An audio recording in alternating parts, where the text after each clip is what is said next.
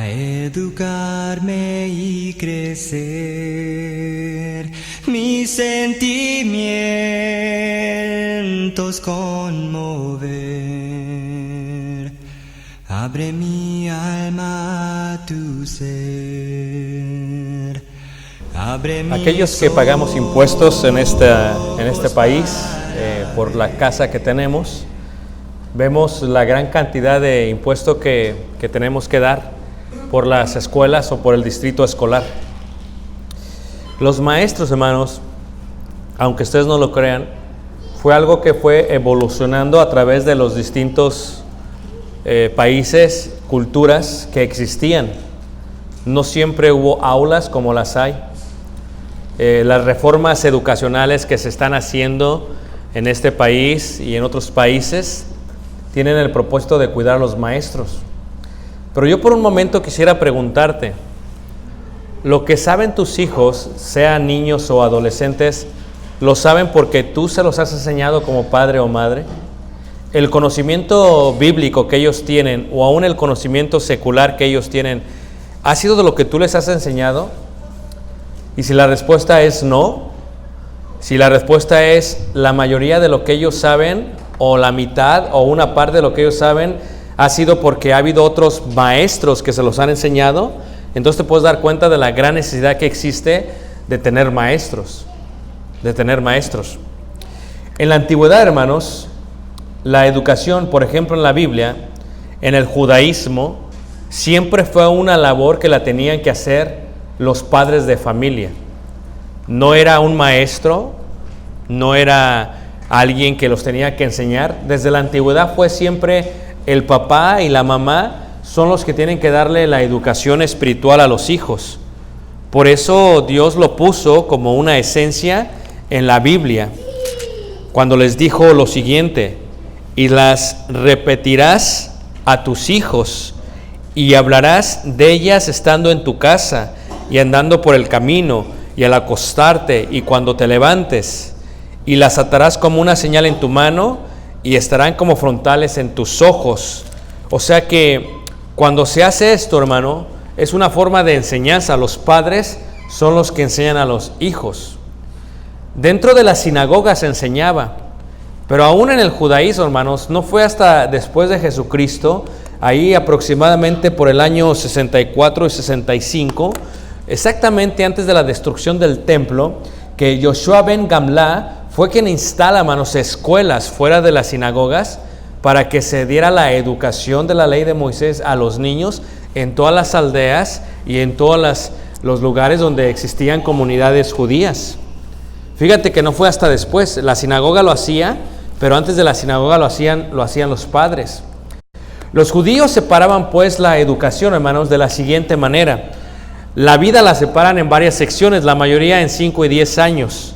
Ellos decían, a un niño se le tiene que introducir a la lectura del Antiguo Testamento o la lectura bíblica a los 5 años.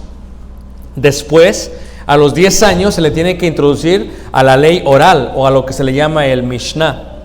A los 13 años se les tiene que comprometer con lo que se llama la ley de Moisés, o esto es, con lo que se llama venir a ser hijos de la ley. A los 15 años tienen que estudiar la interpretación de la ley oral, o sea, el Talmud. A los 18 años se casan, contraen matrimonio. A los 20 años empiezan a enseñarles y a educarles en cuanto al aspecto de la búsqueda de actividad de negocios o de un comercio para que puedan sostenerse como personas en la sociedad y puedan ser prósperos. A los 30 años se establece lo que es el vigor de la vida, pueden independizarse. A los 40 años se supone que una persona llega a la madurez y puede continuar. A los 50 años viene a ser consejero de linajes jóvenes, de gente más joven, ya sea de hijos, de nietos o de otras personas. A los 60 años inicia lo que se le llama la etapa del envejecer. A los 70 años se llega a la vejez. A los 80 años está en la vejez avanzada. A los 90 años se le llama la edad de la inclinación, donde normalmente se curva el cuerpo y se empieza a humillar totalmente al cuerpo físico. Y a los 100 años se le llama que se tiene un cuerpo como si estuvieran muertos. Por eso dice la escritura que Abraham en Romanos 4 dice como si su cuerpo estuviese muerto. No sé si ustedes recuerdan esa parte. Pero la educación, hermanos, se dividía por esas secciones. La educación es muy importante. Aún en Roma, hermanos, los romanos establecieron la educación pública, algo que no se hacía antes. La educación pública era algo que se tenía que establecer. Antes lo hacían las personas que tenían dinero, contrataban tutores para que a sus hijos los educaran. Y ellos eran los que educaban a sus hijos. No los mandaban a escuelas. Ellos tenían literalmente clases privadas en su hogar. Y los años han pasado y de alguna u otra manera la educación ha crecido en un aspecto fenomenal. Ustedes saben que normalmente se utiliza mucho el aspecto de darle una manzana a los maestros. La manzana se utiliza como el símbolo de los maestros, de la enseñanza.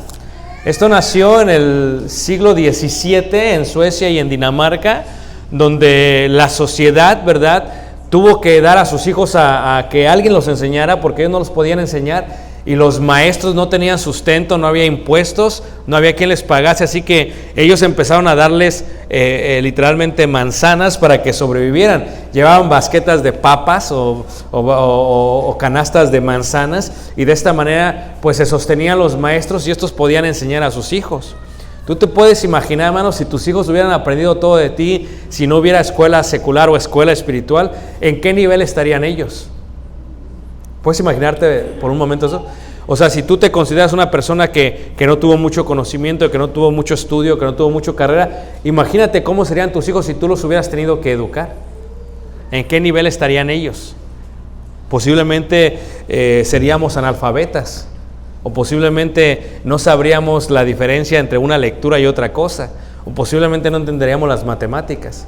O sea, todo esto es una consecuencia al propio bien. Pero una de las preguntas que yo me hice, hermanos, una de las preguntas que se hacen muchos es cómo se desarrolla este concepto de la educación en la iglesia, especialmente a los niños y jóvenes. Miren, si nosotros vamos, por ejemplo, hermanos, ahí a Timoteo, a la carta de Timoteo, hermanos, y empezamos a mirar, hermanos, el aspecto de enseñanza, el aspecto de enseñar.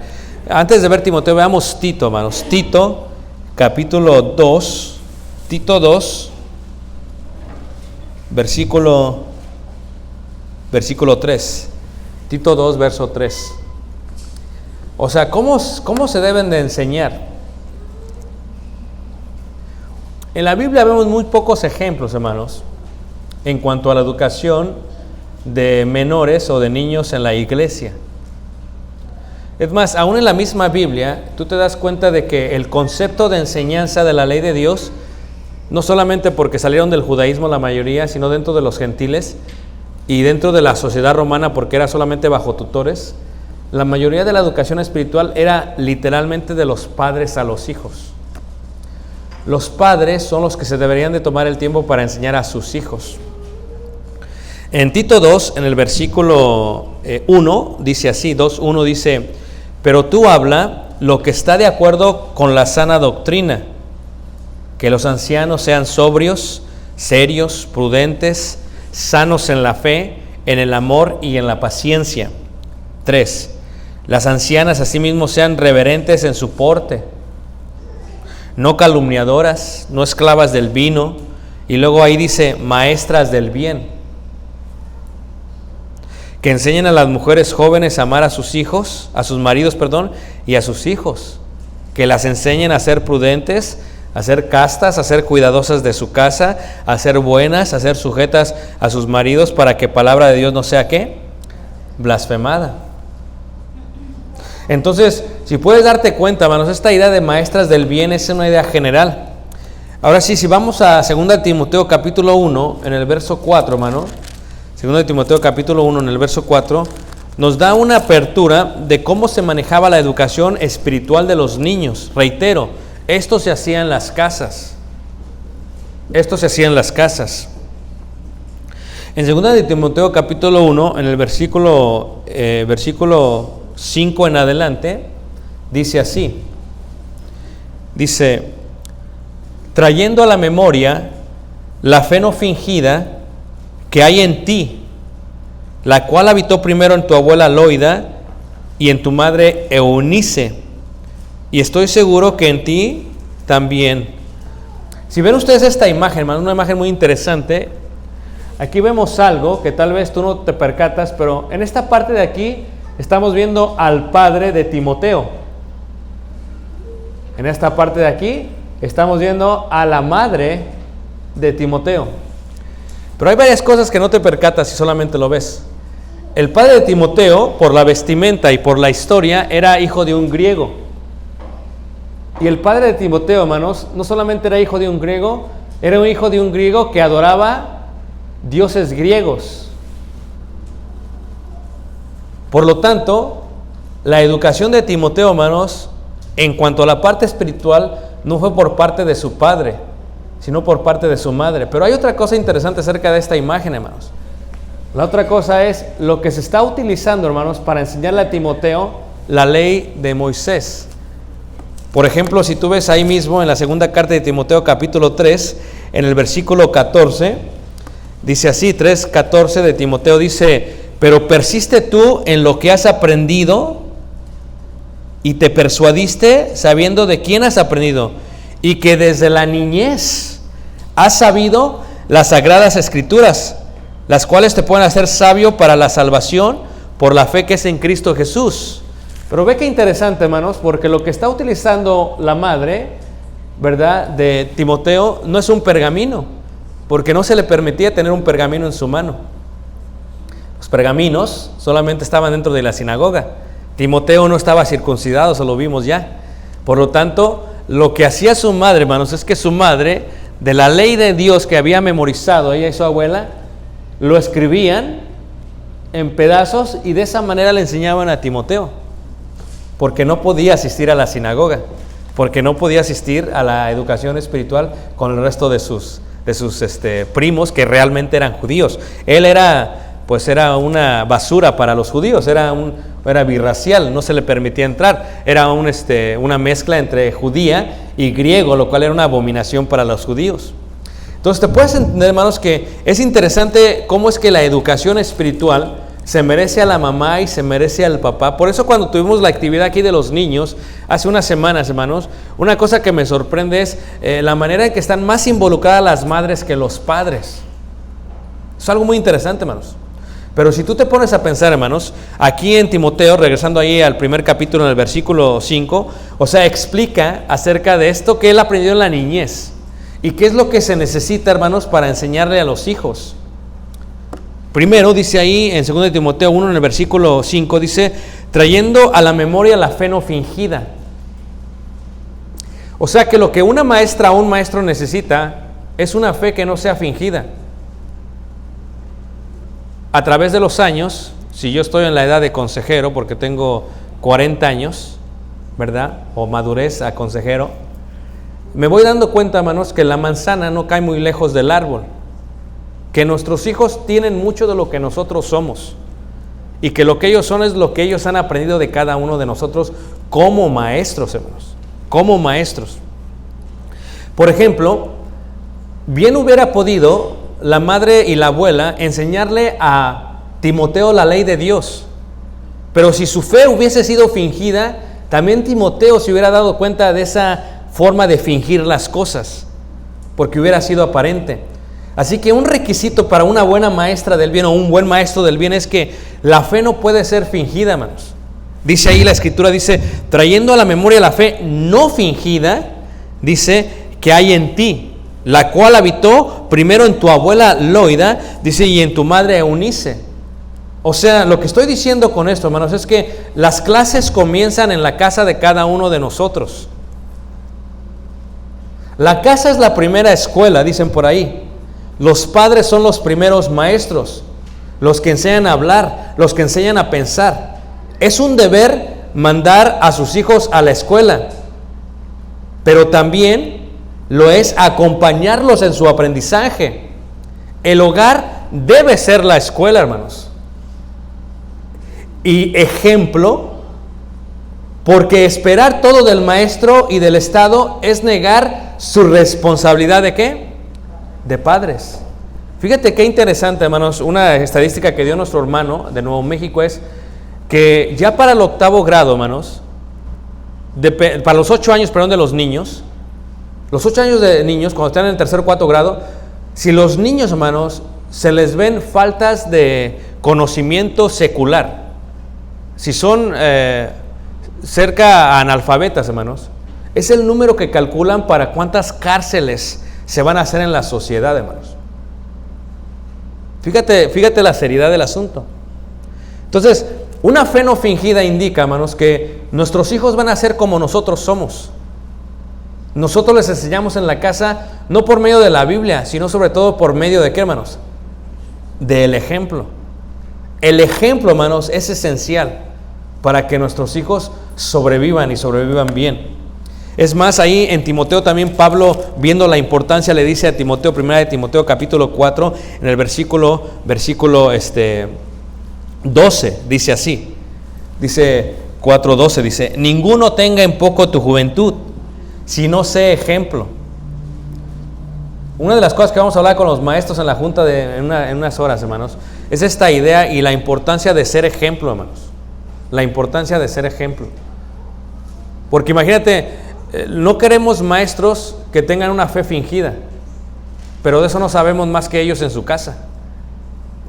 Necesitamos maestros que primero, como primer requisito, tengan una fe que no es fingida. Y número 2, que sean buen ejemplo para los demás. Porque con el ejemplo se educa más. El ejemplo tiene más fuerza, hermanos, que las reglas. El ejemplo tiene más fuerza que las reglas, hermanos. Por eso tu hijo, hermanos, como se comporta aquí, es por el ejemplo que ha visto. Si tu hijo es chismoso, es porque tú eres chismoso. Si tu hijo es activo, es porque tú eres activo. Si tu hijo es inactivo, no hace nada, es porque tú eres inactivo. O sea, es una consecuencia, porque el ejemplo dice más que las palabras. Pablo le dice entonces a Timoteo, si no sé ejemplo, ¿a quiénes? De los creyentes. ¿En qué? Dice, en palabra, dice, en palabra. ¿En qué? En conducta. ¿En qué? En amor. ¿En qué? En espíritu. ¿En qué? En fe. ¿Y en qué? Y en pureza, hermanos. Que se requiere que los maestros del bien sean ejemplos en todos estos aspectos de la vida. No solamente que den una muy buena clase, sino cómo es mi ejemplo. ¿Cómo es mi ejemplo en cuanto a la palabra? O sea, cuando yo digo algo, ¿me creen? O cuando digo algo, dudan de mi palabra. Cuando yo digo algo, me comprometo y la gente sabe que lo voy a hacer, o la gente va a dudar de mi palabra. Conducta. ¿Cómo me conduzco? ¿Cómo yo vivo, hermanos, como ciudadano? ¿Cómo vivo yo en la escuela? ¿Cómo vivo yo como padre de familia? ¿Cómo vivo yo como madre de familia? ¿Cómo vivo yo como esposa? ¿Cómo vivo yo como esposo? ¿Cómo vivo yo como hijos, como hijas? O sea, tenemos que ser ejemplo en conducta. ¿Cómo vivo yo, hermanos, como ciudadano? O sea, si hago fraude, hermanos, no vivo bien. O sea, esa parte de conducta es importante porque los estudiantes tenderán a excusarse bajo esa conducta. Dice ahí la Escritura, amor. ¿Cómo vivo yo en cuanto al amor? El amor a Dios, el amor a mis padres, el amor a mi esposa, el amor a mis hijos, el amor a la obra, el amor a la iglesia. O sea que se requiere ser ejemplo en todos estos aspectos de la vida. Espíritu. ¿Qué espíritu traigo? ¿Traigo un espíritu de pesimismo? ¿Soy pesimista? ¿Traigo un espíritu de soberbia? ¿Traigo un espíritu de celos? ¿Un espíritu de contienda? ¿Un espíritu de división? ¿O traigo un espíritu de unidad? ¿Traigo un espíritu de amor? ¿Traigo un espíritu de humildad? ¿Traigo un espíritu de fe? ¿Cómo es mi espíritu? Tengo que ser ejemplo de esa manera. Dice la Escritura de fe. ¿Tengo fe o no tengo fe? Soy una persona que anda por fe o por vista, dice ahí, y de pureza. O sea, lo que escucho, o sea, lo que miro, o sea, lo que la gente sabe de mí. Yo como hombre de mi matrimonio, si tú eres joven, como joven, lo que la gente sabe de ti, cómo andas en la escuela, cómo te comportas en la escuela, las cosas que miras, aún ahora con los medios, las cosas que apruebas, a las cosas que le dices me gustan, I like. en Facebook o en Instagram. O sea, lo que apruebas dice mucho de tu pureza. Dice mucho porque de la abundancia del corazón habla el Facebook, hermanos. Entonces, ¿qué es lo que tienes tú en tu corazón? Es lo que va a hablar Instagram, lo que va a hablar Snapchat. Lo que tú tienes en tu corazón es lo que va a decir, hermanos. ¿Cómo estás en pureza? ¿Cómo estás en pureza? Dice Pablo, entre tanto que voy, ocúpate en la lectura, la exhortación y ¿qué? Y la enseñanza, hermanos. Ahí mismo en 2 de Timoteo 2, en el versículo 15, dice ahí, 2 de Timoteo 2, 15, dice, procura con diligencia, hermanos. Yo sé que todos nos avergonzamos a veces de los maestros que tenemos. Esta semana compartí en los medios un video de Turquía, donde está en un avión, hermanos, y se ha subido un hombre anciano de 60 a 65 años y se ha sentado en la parte de enfrente y no lo entiende. Si tú lo escuchas, aunque está en turco y lo traduces, está enfrente y lo pusieron enfrente porque el piloto le dio primera clase al maestro. Lo que pasa es que el piloto, hermano, se dio cuenta en la lista de los pasajeros que tienen que revisar, se dio cuenta que era su maestro y su maestro estaba en el avión y él quería agradecerle a su maestro, quería ayudarle a su maestro. Ya tenía años que no lo veía y entonces bajo el micrófono el piloto se toma unos minutos y dice, quiero agradecer a la persona que está sentada en tal lugar, en tal asiento. Y entonces el anciano se empieza a mover y se empieza, ¿de qué están hablando? Y luego menciona su nombre, dice, porque la razón por la cual yo estoy volando este avión es porque esta persona me enseñó lo necesario para poder yo estar en este lugar. Y ahora él me ha enseñado y su vida está en mis manos y quiero decirle que todo va a estar bien. Y entonces salen las aeromosas, las azafatas, con un ramo de flores, se lo traen al maestro y se lo entregan a él. Y el anciano, esta persona grande de edad, empieza a llorar, hermanos. Se empieza a conmover porque no puede creer que un estudiante pudiera hacer algo como ello, hermanos. Por eso dice la Escritura en Gálatas capítulo 6, versículo 6, que seamos participantes de lo bueno con todos aquellos que nos están enseñando las cosas espirituales. Seamos participantes, hagamos el bien a ellos. Ahora, ¿no haríamos lo mismo porque le están enseñando a nuestros hijos o hijas? ¿No deberíamos considerarlo de la misma manera? Cuando hablamos de la diligencia, hermanos, esta figura, ¿verdad? Interesante, ¿verdad? De este maestro, tal vez para muchos se vea un poquito cursi, se vea un poquito ridículo, ¿no? Un poquito friki, dirían los muchachos. Pero este es un maestro que está totalmente preparado para dar clases, hermanos. Que se preparó. Tal vez se te haga ridículo a ti, pero es un maestro que se preparó. Primero, es un maestro que con diligencia está comprometido. Está comprometido, es una persona que no te va a hablar un día antes, ¿sabes qué? No voy a ir mañana. Es una persona que planea bien sus cosas, ¿sabes qué? Voy a tomar vacaciones, voy a salir, tengo que entregarle esto a alguien más que se encargue de mis estudiantes porque ellos son los discípulos de Jesús, ellos están al tanto de mí, yo estoy comprometido con ellos como su maestro o como su maestra. Esta es una persona, como dice la Escritura ahí, procura con diligencia presentarte a Dios aprobado, como obrero que no tiene nada de qué avergonzarse, que usa bien la palabra de qué, de verdad es una persona preparada, hermanos, preparada, que se preparó bien, y se preparó bien porque los niños, aunque sea uno en la clase, hermanos, merece la preparación. Es una persona organizada, Es una persona también tolerante, que sabe que no todos los niños van a aprender al mismo nivel. Es difícil para un maestro, pero entiende eso, puede tolerar. Es una persona que está abierto a preguntas, aunque no le gusten, pero está abierto a preguntas porque para eso está ahí. Es una persona, ¿verdad? ¿Verdad que contador de historias, cuenta historias? Porque, a ver, levante la mano, ¿a quién le gustan las historias, hermanos?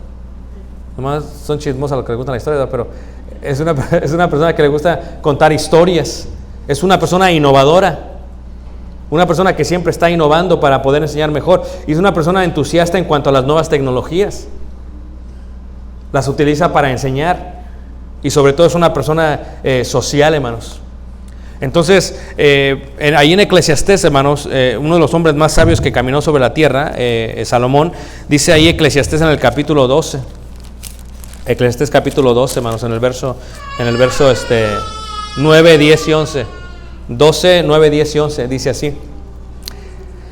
Eclesiastés 12, 9, 10 y 11, dice así. Fíjate, hermanos, dice: y cuanto más sabio fue el predicador, tanto más enseñó sabiduría al pueblo. e hizo escuchar, e hizo escudriñar, y compuso muchos proverbios. Procuró el predicador hallar palabras agradables y escribir rectamente palabras de verdad. Y versículo 11 es el que me quiero enfocar. Dice, las palabras de los sabios, dice, son como aguijones. Levante la mano, ¿quién no entiende lo que es un aguijón, hermanos? ¿Todos lo entienden? Ok. En el arado, hermanos, se utilizaba como una vara que tenía un clavo, un pico, hermanos, para darle dirección a los bueyes. Entonces se le estaba pegando para darle dirección. Es más, la palabra aguijón en hebreo es malmat, y la palabra nace de la palabra lamat, y lamat significa enseñar. El punto es que aquellos que están sembrando, hermanos, le están enseñando a los bueyes. O sea, lo que dice aquí la palabra de Dios es que las palabras de los sabios, o sea, de los maestros, porque se requiere ser sabio, dice, son como aguijones. Porque lo que estás haciendo tú, hermano, hermana, por 1 hora, por 45 minutos, es que estás dirigiendo a los niños, a los jóvenes. Es muy triste, hermanos, que imagínate tú, si la única educación espiritual que ellos reciben son aquí en la iglesia, que no debería de pasar, ya lo expliqué por qué. Pero es triste, hermanos, porque en muchos hogares de nuestra congregación así sucede. La única educación espiritual que se da a los niños y jóvenes es aquí en la iglesia, hermanos. Entonces se necesita que la persona, que el maestro, que la maestra sea sabia, y que siendo sabia utilice las palabras como aguijones. Y luego utiliza otra palabra, dice, y como clavos, ¿qué? Hincados. La palabra clavos hincados, es lo que se utilizaba para clavar las tiendas de campaña, hermanos. Las tiendas temporales. O sea, el clavo hincado es aquel que se pone para sostener la tienda. Entonces, las palabras de los sabios, de los maestros, nuestras palabras, cuando las decimos, están clavando y protegiendo la vida de tus estudiantes. Viene la tormenta, viene el sol, viene la lluvia, los está protegiendo hasta la tempestad. Pero la protección es de Dios. Nuestras palabras son los clavos que se van clavando poco a poco.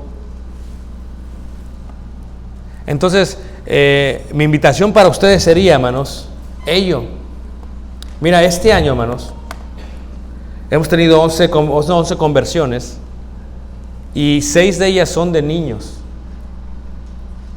que pasaron a los jóvenes. Yo reconozco, hermanos, la labor que hace la iglesia en cuanto a la educación espiritual. Una de las razones por las cuales sigo en Elgin es porque quiero asegurarme que mi hijo reciba la educación espiritual no solamente en casa, sino también en la iglesia, y que llegue a una edad a convertirse al cristianismo que sea apropiada. Por eso creo en Elgin, por eso estoy aquí, hermanos, también. No solamente es por el compromiso que hice con Dios, sino es porque también quiero que mi hijo crezca. Y si tú te das cuenta en esta foto, en esta imagen, hermanos, los maestros que de la iglesia, maestros, hermanos, han sido partes fundamentales para el crecimiento de la iglesia. Sí, porque si hubiera sido por ti como padre o madre, siendo sinceros, tal vez no estarían convertidos, hermanos, por el ejemplo que les das. Pero es gracias a los maestros, hermanos, que están dedicando tiempo, esfuerzo, dinero, vida, hermanos, para enseñar a tus hijos. Entonces yo no te pido que les des una canasta de manzanas ni de papas, pero tal vez que te tomes un tiempo para orar por ellos.